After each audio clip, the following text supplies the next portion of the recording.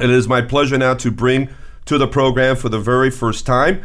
And my understanding is that he's doing radio for the very first time, which is always great because, it allows all of you to listen to so many great minds, thought leaders, experts out there. They don't have this opportunity, and that's one of the things that we try to do here. So Brian Fonseca, welcome to the show, buddy. How are you? Good, Pete. Thanks a lot for having me. Big fan of your show, by the way. I'm sorry? Big fan of your show. Thank you. Get a little bit closer to the mic. There you go, man. I want to hear every word because it's very important what you're going to share with us here. Let me share a little bit about Brian's background, and then we'll get into some of the key aspects of our topic today. And remember, we're just scratching the surface because cyber securities and cyber threats are abound everywhere today. And as Brian is going to share, this is only going to get worse, folks. So we want to look at how we can start really countering all of these things here. Brian, in addition to overseeing the Gordon Institute, serves as the technical expert for the Institute's national security and cyber policy portfolios. Brian Fonseca joined the Gordon Institute back in 2015 after serving as Director of Operations at FIU's Applied Research Center, where he led the center's expansion into national and cybersecurity initiatives. Now, prior to that, he served as the Senior Research Manager for Social Cultural Analysis at U.S. Southern Command, of course, here in the city of Doral.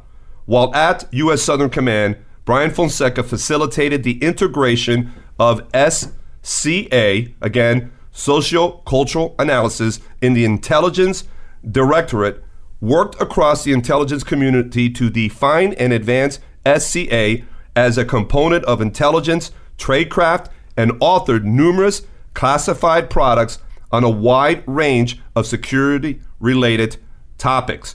Now, Brian is an alumni from FIU. He studied international relations and much, much more, and he also attended college in Washington, D.C., and was in the United States Marine Corps. So before anything else, buddy, thank you for your service. Absolutely. Thank you. Thank you so much, my friend. All right, let's start getting into what will end up being just the starting point of this dialogue regarding cybersecurity. And Brian, what are the current and emerging cybersecurity threats that we're facing right now? So it's a incredibly large, very diverse, set of threats that I think we're going to be facing. For I think your listeners, Pete, within the context of business, one of the biggest threats I think that businesses are facing are the threats of breach, right? Having their systems breached. To kind of put that into context, in the 2006 Data Breach Investigations report that Verizon's very well known for putting out, estimated that you're talking 89% of all breaches are for financial and espionage reasons, right? So that means businesses are being hacked constantly in order to elicit proprietary information, for espionage purposes to gain advantage, or for financial reasons. And to kind of put that in sort of a financial context of what that means, we're talking about $300 to $400 billion a year in terms of what that threat costs businesses globally. By 2020, that number is expected to grow to 2.1 trillion. So we're going to see that number grow 4 times in the next 4 years with respect to the threat to the global business community. And again, that threat is incredibly diffused. I mean, it's hard to sort of capture it. Within that threat is buried sort of the concept of workforce shortages.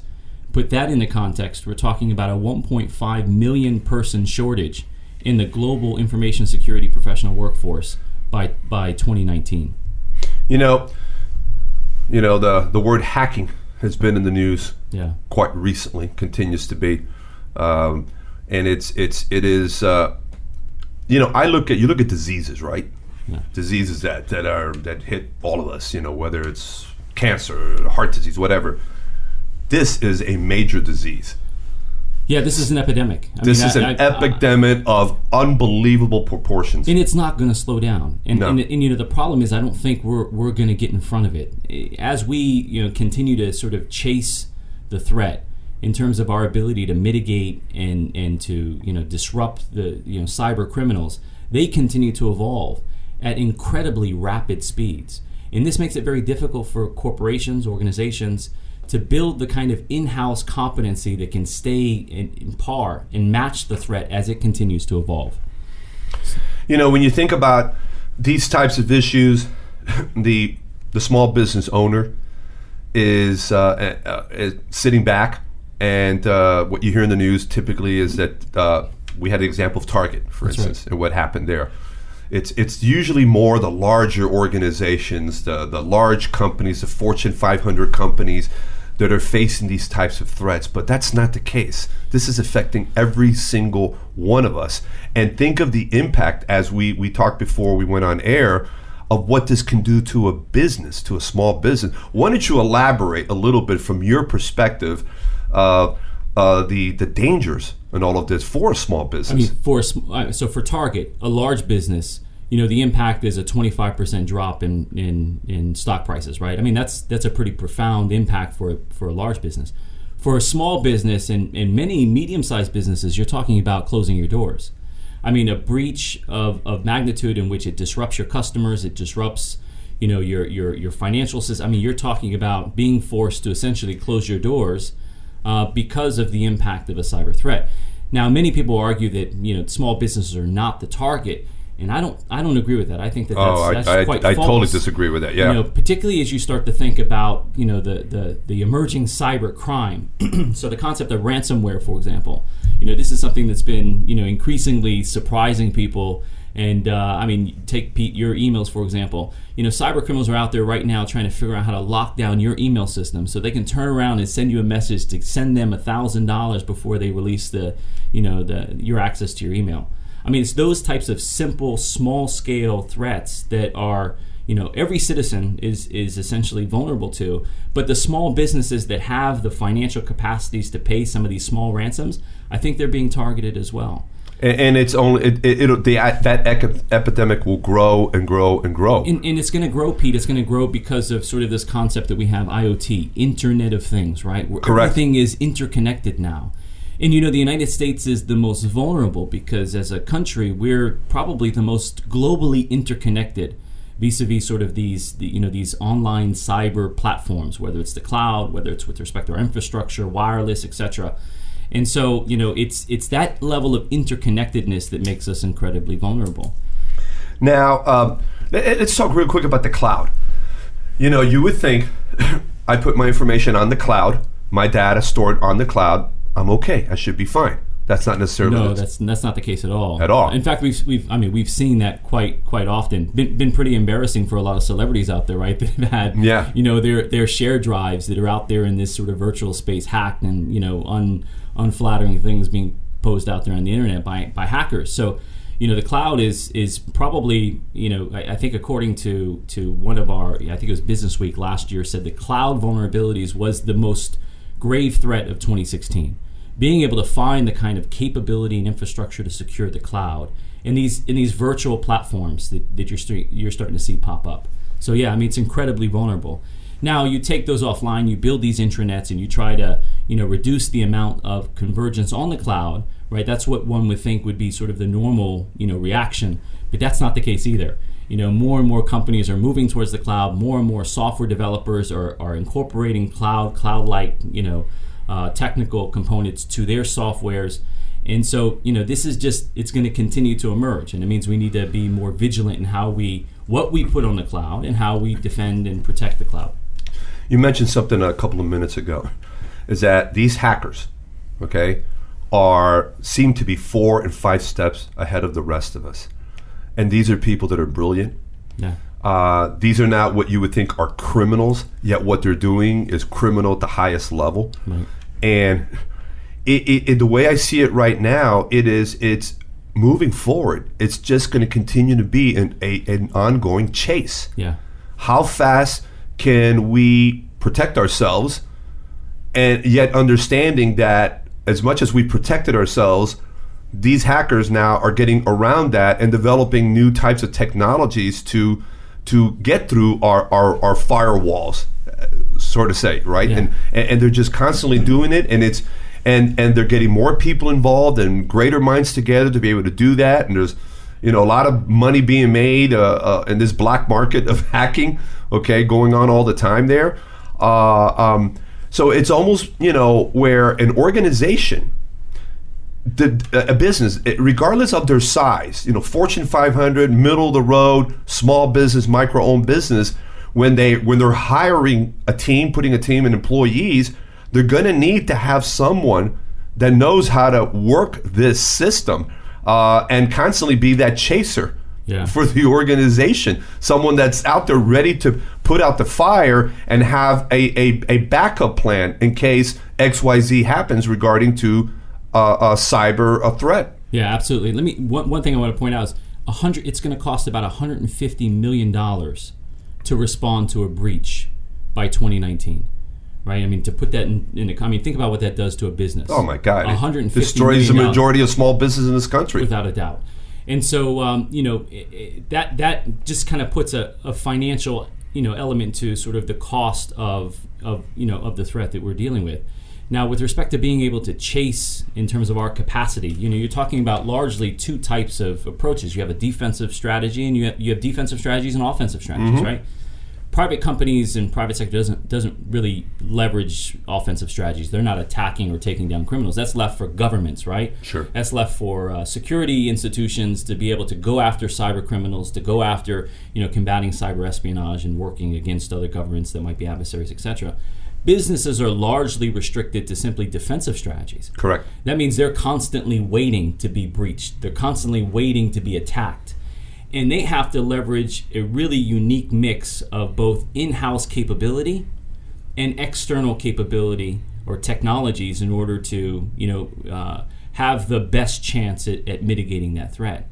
And even there lies challenges, right? So let's say, for example, the evolution of technology to combat the threats is moving just as fast as the threat itself, which means that as a small business or a medium-sized business, you have to continue to evolve the training and capacity of your in-house personnel just to be able to manage and leverage the evolution of technologies being used to mitigate threats. Mm-hmm. So, there's a pipeline here that is incredibly, incredibly complicated and difficult. So workforce is one of our biggest issues. As I mentioned, we're talking about a 1.5 million person shortage by 2019 in terms of the number of information security professionals, vice the required capacity in order to meet that threat and be able to combat 1.5 million, right? So it shows you the vulnerabilities that we face within the workforce.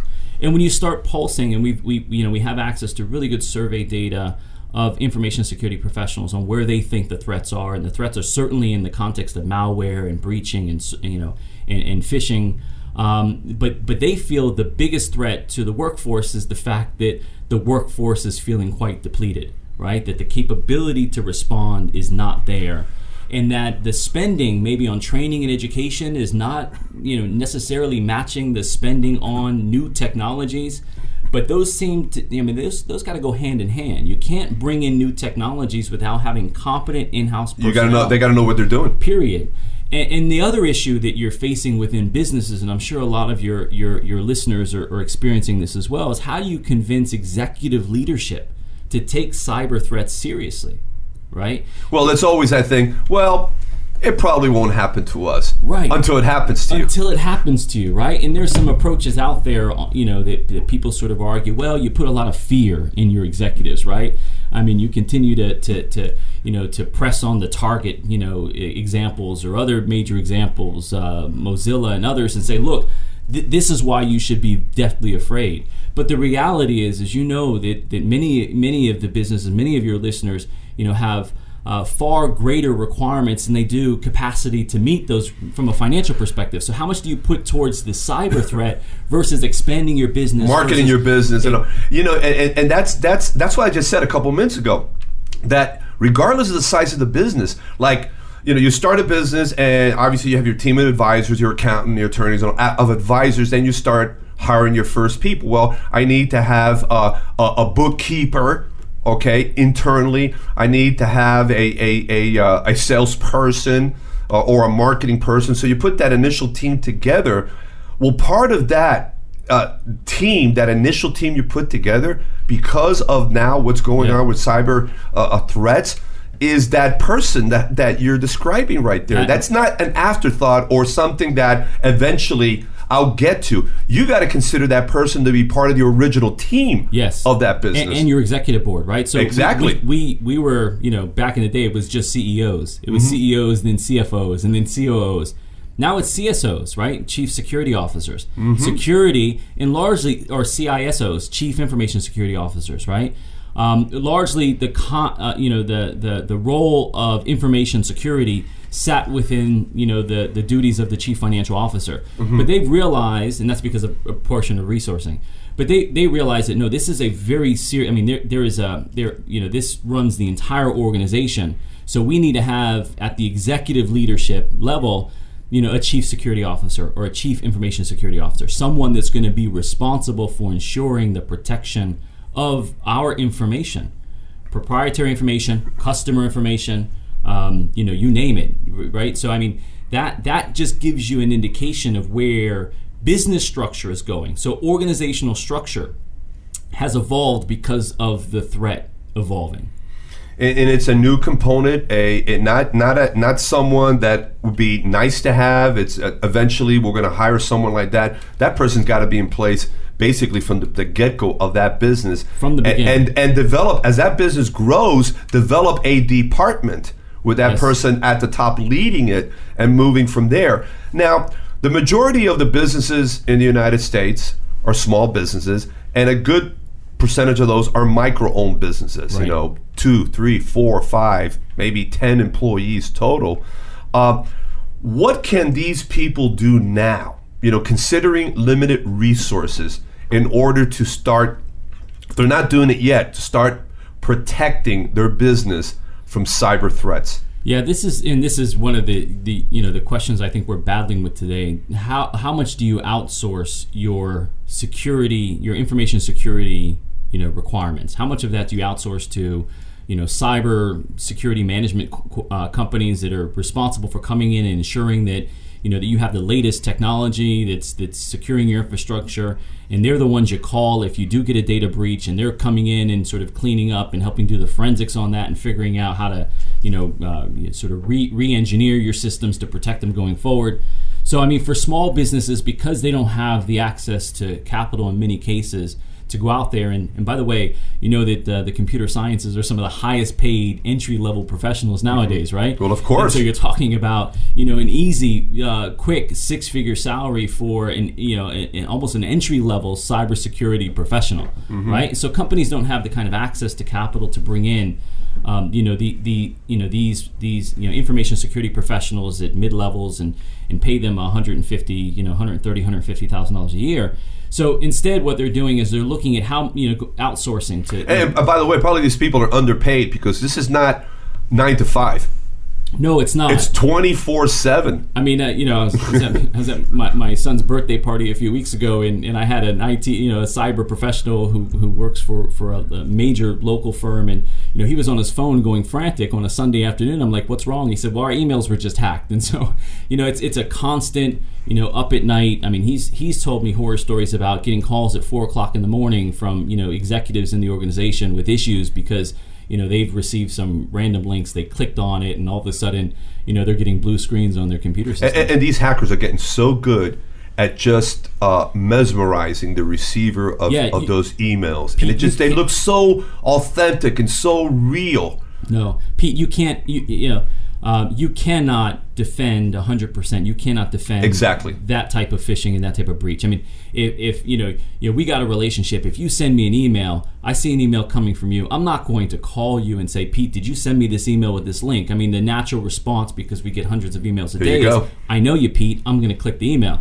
Now, if some guy from a country on the other side of the Atlantic sends me an email and offers me $260 million because get a jet today, come claim your $1 million here. Right, exactly. I'm likely not going to click that link, right? But those days are kind of behind us. Yeah. Those are the anybody's still doing that. It's old story, man. It's old story. The ones that are serious now is that they're doing social engineering. They're mimicking people that they've found in terms of patterns within your systems, and that's how they're finding ways in.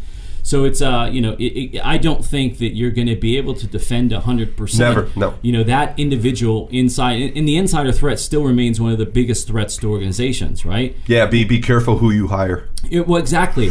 And so insider threat in the context of those that are intentionally, purposefully trying to gain information or disrupt your business, and those that just aren't paying attention because the culture in the organization isn't necessarily conducive to having that security mentality to say, you know what, I'm not going to click on this link because someone says a bunch of puppies, running around and making people smile. I'm not going to click it, right? I'm going to forward it to my information security professional and let them look at it and clear it and scan it before that's not going to happen.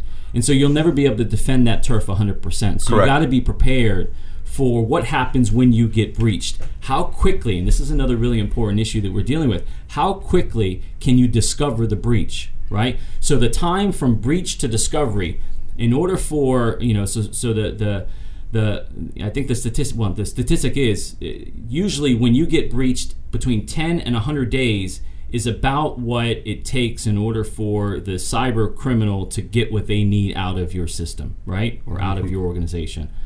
The average breach is lasting beyond that. And so people don't often discover the breach. I've heard cases up to 2 years that they don't discover that breach. And they wonder why there's a leaky faucet in their company. Right. And so, many of the people that are listening may not realize it, but right now their systems could be compromised and they wouldn't know. So give me about, a handful of action items that a small business needs to look at today in order to minimize this threat. So, right off the bat, they got to have, really solid technology built into their systems. What we've seen in terms of the trends is that the hacking or the breaching of servers has decreased while the breaching of desktops and mobile devices has increased. That just tells us that the threat is less on your server, or it's decreasing in terms of the threat on your servers, and that cyber criminals are leveraging more the device itself, the user devices, whether it's your desktop or your mobile device, right? And so the center of gravity is kind of shifting from the institutional servers, right, the institutional infrastructure to individual infrastructure, because cyber criminals have realized the same things that we just talked about. The individual threat, or the individual still presents the biggest vulnerabilities to an organization, right? I can go out there and buy an incredibly sophisticated technology to protect my server, and then, by the way, servers are managed by who? They're managed by information security professionals, the ones that know what they're looking for and know what they should be looking for.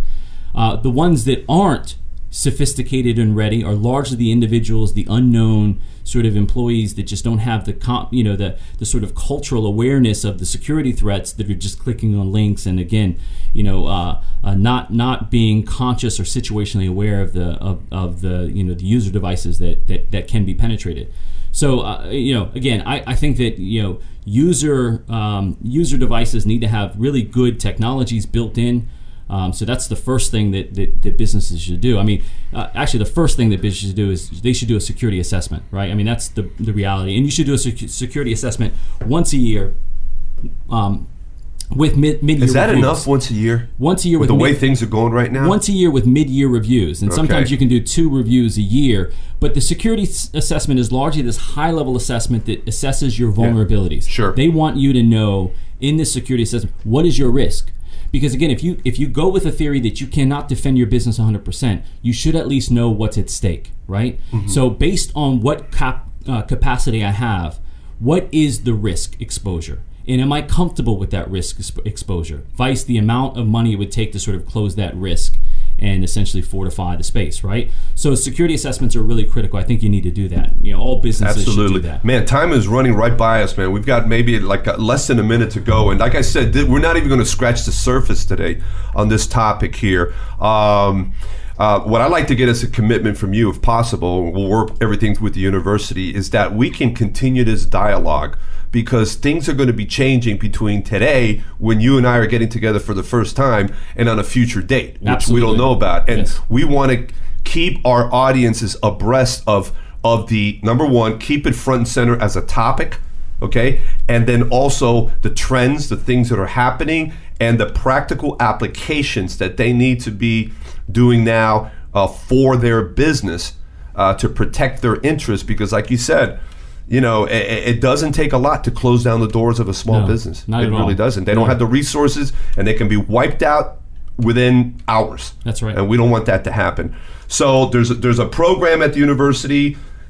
Someone can get an executive certificate in cybersecurity, leadership, and strategy quickly. How can they get information on that? So you can reach out to me at the university. I'm fully online, so you simply Google my name and you'll find me. And you can reach out to me directly, and I'm happy to give you all the information. What's really interesting about the certificate, it does talk about sort of organizational structure, strategies, and issues with implementation of those strategies and how to optimize. So it's built for businesses. This has been phenomenal, buddy. You got my eyes open, and my ears are really totally open here. We're going to continue to have conversations on this. I look forward to it. Thank you so much, my friend. Thank you.